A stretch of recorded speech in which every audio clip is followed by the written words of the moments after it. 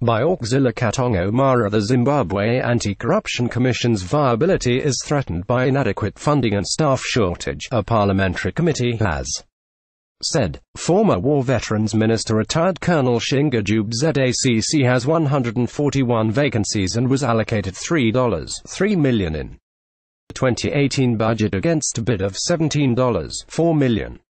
Presenting the Parliamentary Portfolio Committee on Defense, Home Affairs and Security Services report, committee chairperson, retired Colonel Shingajube said Zacc needs to be capacitated.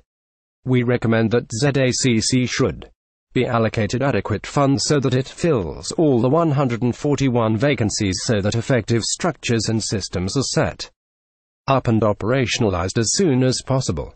Sub-offices in Midlands, Bulawayo, Masvingo and Manicaland will be set up, manned and operationalized. The Commission's budget should be increased up to the amount that was asked for. This means that Treasury should allocate Zacc its required $17.4 million to cater for all its operational costs for 2018, said RTD Colonel Dube. He said Zacc has a very important mandate of combating corruption, theft and abuse of power through investigations, public awareness programs as well as initiating prosecution of offenders after thorough investigations.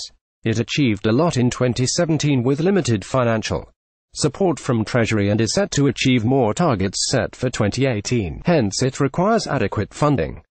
This allocation disregarded the Commission's huge but achievable expenditure targets earmarked for 2018, which are critical in the whole country, said RTD Colonel Dube. He said Zacc was allocated $3.51 million in this year's budget. This allocation is 0.07% of the total national budget and is far below the international best practices of allocating at least 5% of the national budget to the anti-corruption agencies to cater for recurrent and capital expenditures. Allocation for employment costs should be urgently reviewed upwards, so that Zacc staff is paid in line with salaries and other conditions of service of other anti-corruption commissions in the SADC region, said RTD Colonel Dube.